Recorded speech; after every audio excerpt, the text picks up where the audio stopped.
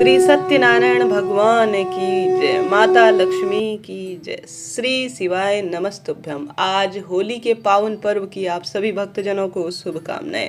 महादेव, माता रानी और सभी देवी देवताओं की कृपा से आपके जीवन में खुशियों की रंग बने रहे, यही प्रार्थना करते हुए आपका दिन शुभ हो, मंगलमय हो, यही कामना है। और आज वीडियो में कथा श्रवण करेंगे सुंदर सत्यनारायण भगवान व्रत कथा की। साथ ही आज होलिका माता अर्थात होलिका दहन की कथा भी सुननी चाहिए, उसे भी हम सभी श्रवण करेंगे। यह कथा काफ़ी संक्षिप्त है और मैं स्वयं श्रवण करती हूँ तो वही आप सभी तक पहुँचा रही हूँ। आइए आरंभ करते हैं। सत्यनारायण का व्रत प्रायः पूर्णमासी के दिन किया जाता है। इस दिन सत्यनारायण भगवान की कथा कराई जाती है। व्रत करने वाला पूर्णिमा या संक्रांति के एक दिन प्रातःकाल ही इस व्रत का संकल्प लेकर दिन भर निराहार रहे।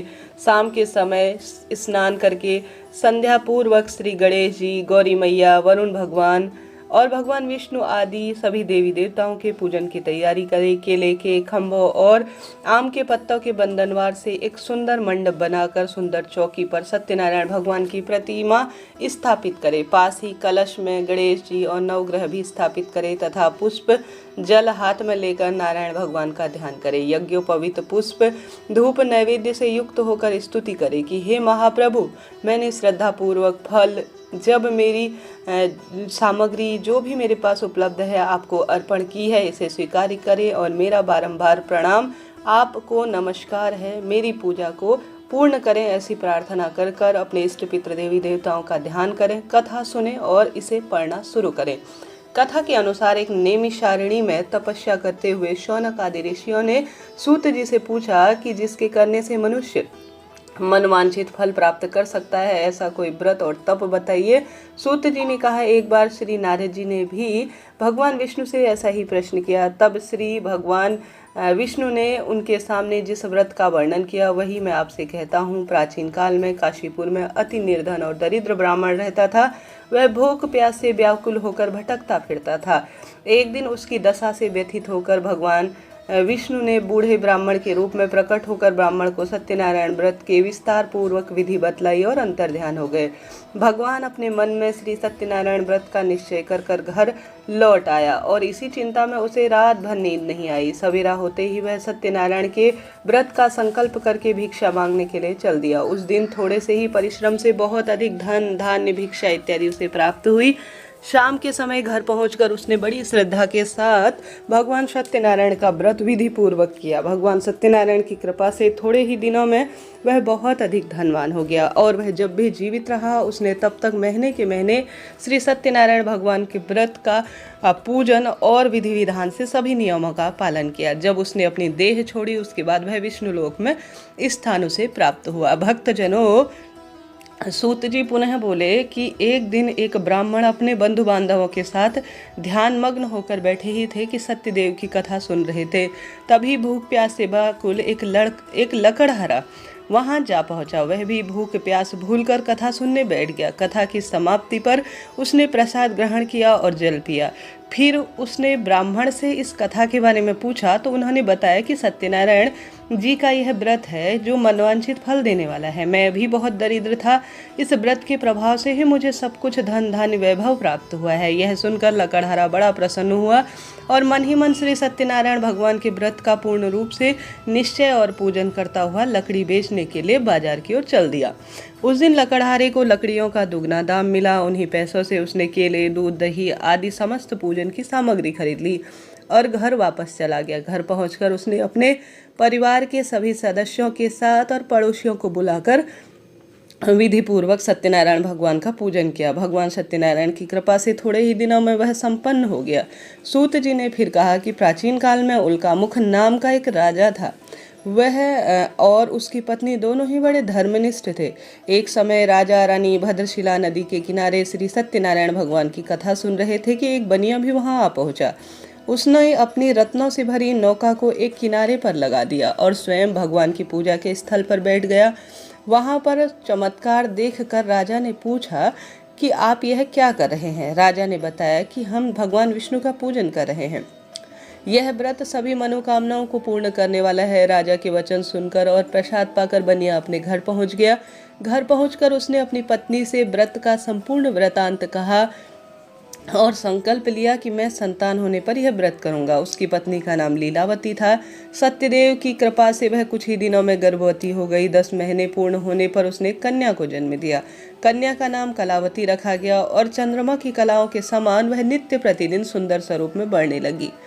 एक दिन अवसर पाकर लीलावती ने अपने पति को सत्यदेव का व्रत करने की बात याद दिलाई तो उसने कहा कि यह व्रत मैं कन्या के विवाह के समय करूंगा।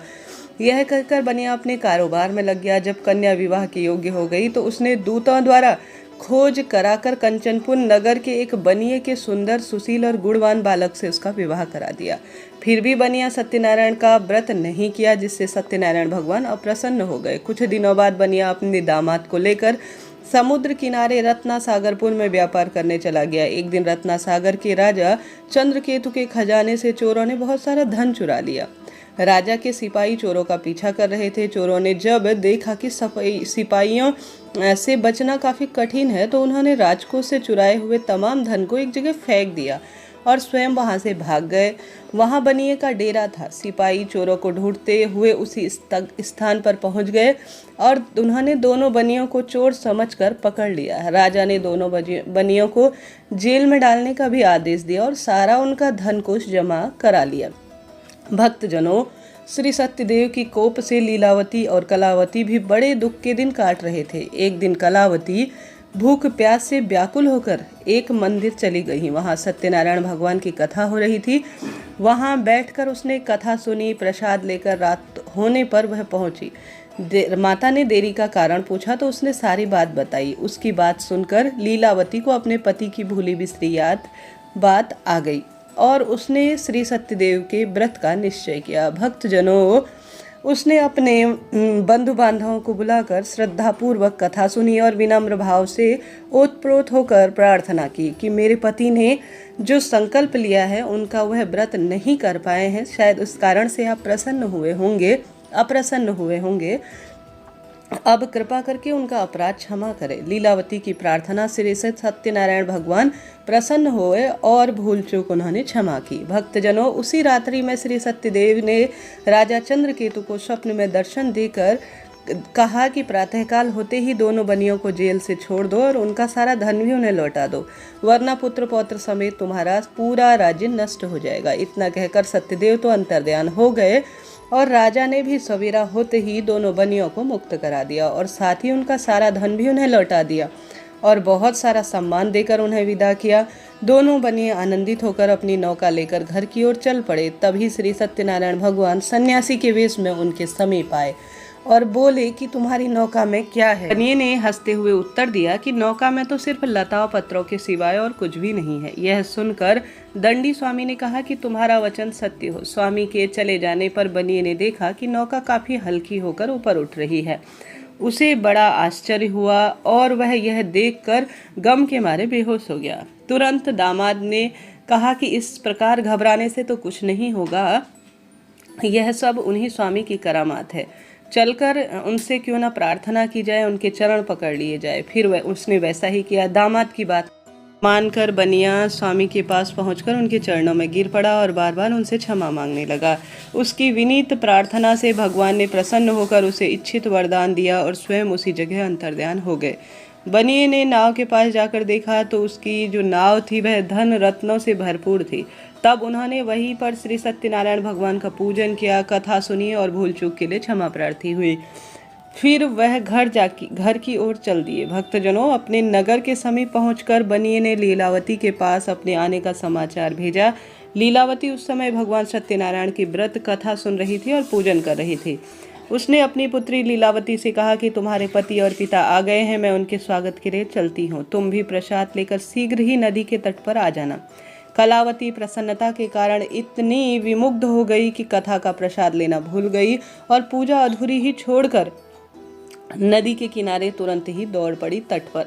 वह जो ही नदी के किनारे पहुंची त्यों ही उसके पति समेत नौका जल में डूब गई। यह देखकर बनिया हाहाकार कर छाती पीटने लगा। लीलावती भी दामाद के शोक में विलाप करने लगी और कलावती अपने पति के खड़ाऊ लेकर सती होने के लिए उद्धृत हो उठी। तभी आकाशवाणी की हुई कि हे बड़ी तेरी कन्या सत्यनारायण भगवान की पूजा और प्रसाद का निरादर करके अपने पति से मिलने के लिए आतुर होकर दौड़कर आई है। यदि वह प्रसाद लेकर जो है आए और भूल चूक के लिए क्षमा प्रार्थी होकर पूजा पूर्ण करे तो आपके सब काम बनेंगे और पति जीवित हो उठेंगे। यह सुनकर कलावती अपने घर की ओर दौड़ आई और श्री सत्यनारायण का प्रसाद लेकर और पूजा पूर्ण कर नदी के किनारे आई तो देखती है कि नौका समेत उसके पति जल पर तैर रहे हैं। यह देखकर बनिया भी प्रसन्न हो उठा और घर पहुंचा और जीवन पर्यंत जब तक वह जीवित रहा उसने पूर्ण रूप से पूर्णमासी का व्रत किया, सत्यनारायण भगवान के पूजन किया, श्रद्धा पूर्वक अपने कुटुंब जन परिवारजनों और पड़ोसियों को बुलाकर कथा का श्रवण करता, सुनता, सुनाता। इस तरह से जो भी पूर्णमासी का व्रत करता है पुत्र पौत्र का वरदान, अपना घर और रोग दोष कष्ट संकट धन प्राप्ति इत्यादि और बैकुंठ में उसे प्राप्ति होती है। समस्त संकटों का निवारण करने वाला सबसे सुंदर व्रत सत्यनारायण व्रत बताया जाता है। बोलिए सत्यनारायण भगवान की जय। अब आज है होलिका दहन, तो हाथों हाथ सुन लेते हैं होलिका दहन की भी कथा। उसके बाद हम सभी गाएंगे एक साथ आरती। आरंभ करते हैं। मेरे साथ आप सभी भी बोलिए श्री नारायण के सुंदर भक्त भक्त प्रहलाद की जय, होलिका माता की जय। कथा के अनुसार पृथ्वी पर हिरण्यकश्यप नाम का एक राजा शासन करता था। वह बड़ा अत्याचारी था जो भगवान विष्णु का सबसे बड़ा शत्रु माना जाता था। उसने अपने राज्य में सभी को यह आदेश दे दिया था कि जो कोई भी ईश्वर की पूजा मेरे राज्य में नहीं करेगा। लेकिन उसका पुत्र भक्त प्रहलाद विष्णु का परम भक्त था। जब हिरण्यकश्यप ने अपने पुत्र को भगवान की पूजा करते हुए देखा तो उससे सहा नहीं गया और उसने अपने ही पुत्र को दंड देने की ठान ली। हिरण्यकश्यप ने भक्त प्रहलाद को कई तरह के कष्ट पहुंचाने चाहे, लेकिन भगवान विष्णु ने हर समय अपने भक्त प्रहलाद का साथ दिया। अंत में अत्याचारी राजा ने अपनी बहन होलिका की मदद मांगी।